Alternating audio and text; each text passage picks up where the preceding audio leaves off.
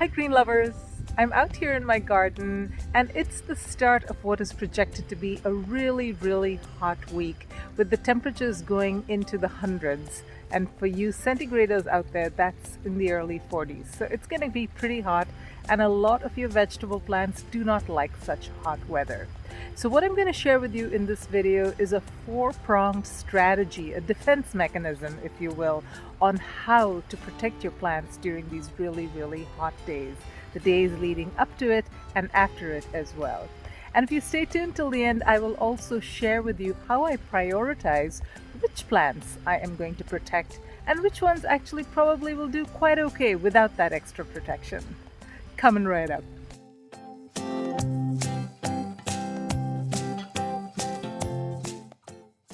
So the four-pronged defense mechanism that I'm going to share with you has to do with soil, with water, with the use of shade, and with fertilization.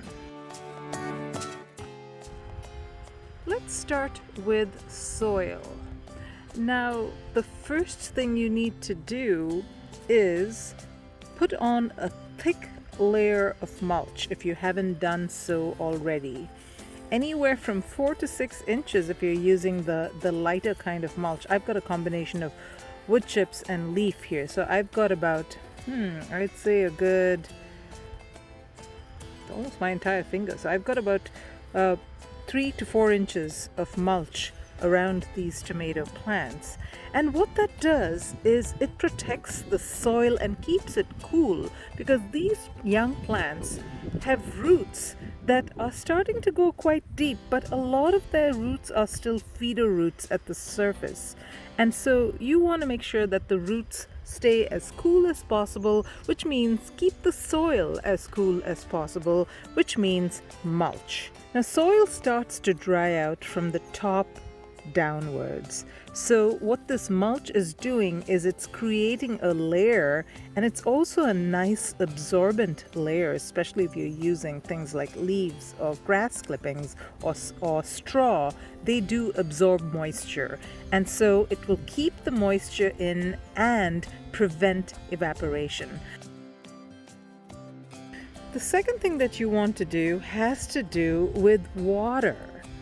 Now, how you water, how much you water, when you water, and how deep your water goes all have to do with the capability of the soil to absorb that water and to keep the soil cool and hence the roots cool and help better absorption of water and nutrients into the roots. So you can see what I have done here. This little trick that I use for deep watering my tomato plants is I have actually buried a milk jug. And this was done at the time that I put my tomato plant in the soil. By the way, this 1 gallon pot, it does not have a bottom. So don't worry, the roots are able to go in there. The feeder roots are able to grow from here. The main reason I have this is because it's another defense mechanism I've put in place against roly-polies, which have been a horrible menace for me this year. But what this does is I've got a tote that I fill up with water once every few days. Now that's a 27-gallon tote, and the water comes in through these pipes and through this irrigation system, and I've got it going into this milk jug which has 3 holes at the very bottom, and so that really serves to deep water this tomato plant. The second thing that you do need to do with watering is also make sure that in addition to deep watering, you're watering in the morning as much as possible. Now, the reason you want to water in the morning is because that will give your plant the best chance to survive the heat of the day, as well as it will help the roots absorb the moisture, the stems, the leaves, the fruit will be nice and turgid, and they will just be able to withstand that heat a lot better.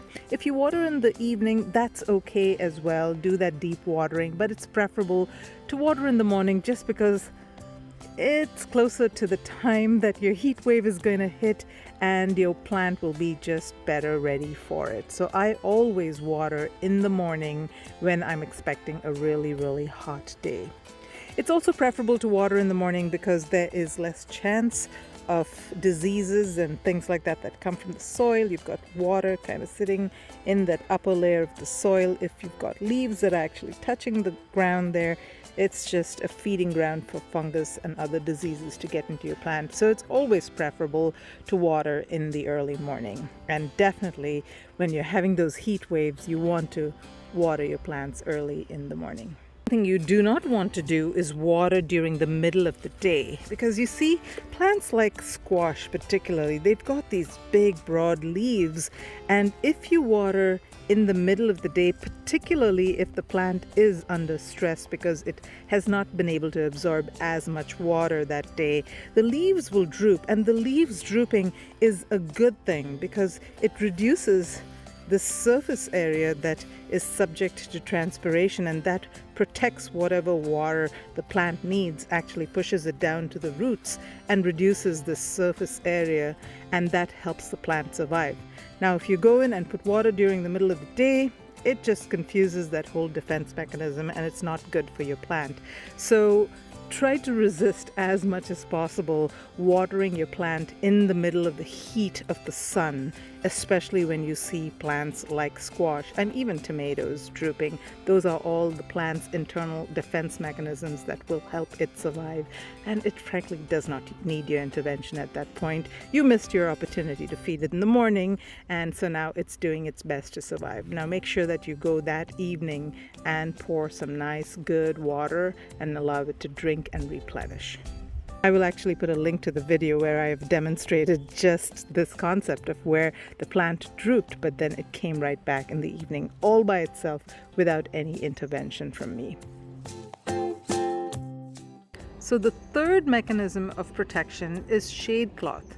So what you see here is some shade cloth that I have draped on bamboo poles that I've stuck into the corners of these planters, and I've attached to the bamboo poles with these binder clips. Now the shade cloth that you see here is what's called 40% shade cloth, which means it removes 40% of the sunshine that's trying to get to the plant. You can actually see through it. This is my 90% shade cloth, and this will cut out 90% of the sun's rays.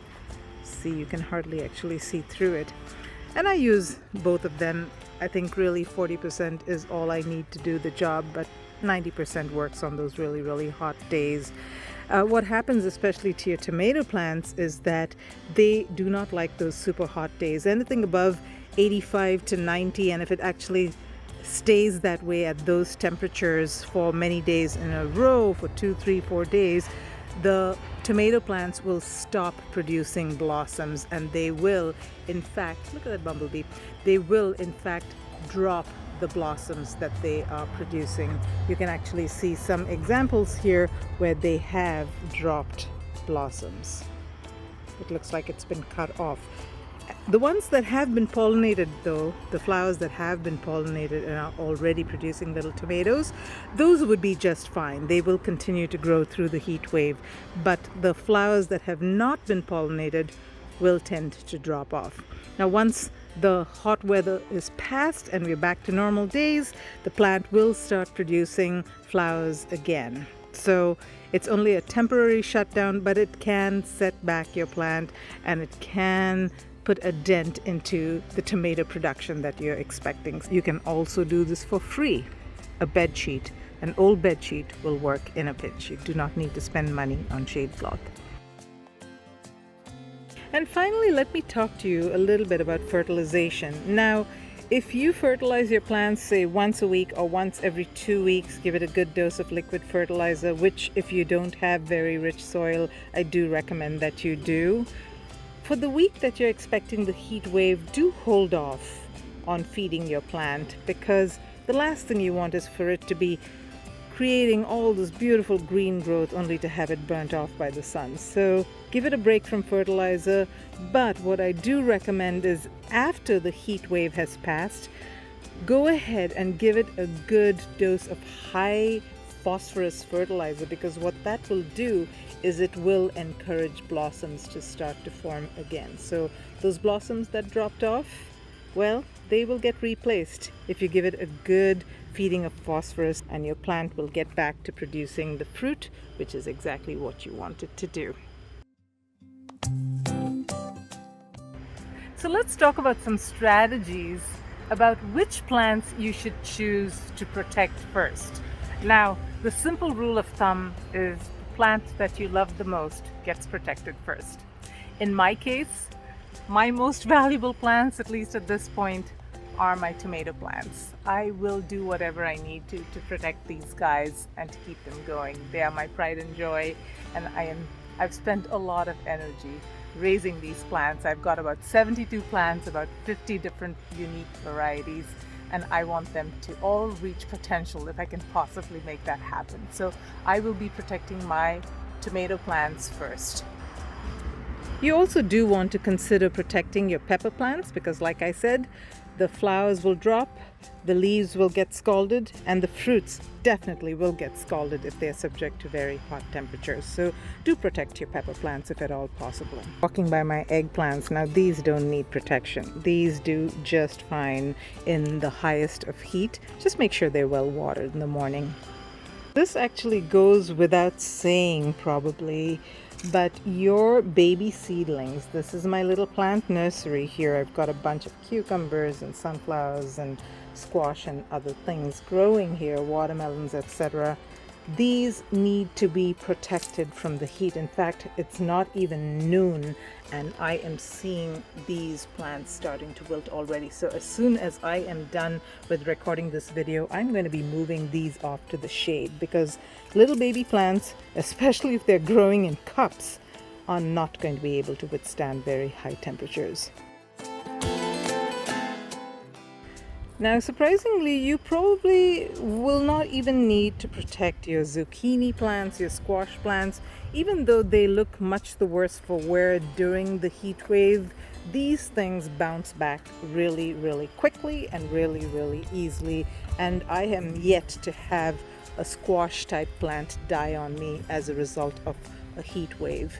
They love the heat, they thrive in the heat. They may look a little sorry, but don't let them fool you. They will do just fine. Look at that. A squirrel has been eating a flower, a squash flower of mine. Bad squirrel. Other plants that don't need protection: beans, corn, sunflowers. They will do just fine without any kind of protection whatsoever. So don't bother about those. Focus on your tomatoes, your peppers, your baby seedlings, and the rest of it should do just fine in the heat wave. Good luck. I hope your plants survive. I hope you learned something new from this video, and if you did, would you be so kind as to hit that like button, subscribe to my channel, and it really helps get this video out to a broader audience if you would share it and like it. So thank you so much for watching, and until next time, live green and love your greens.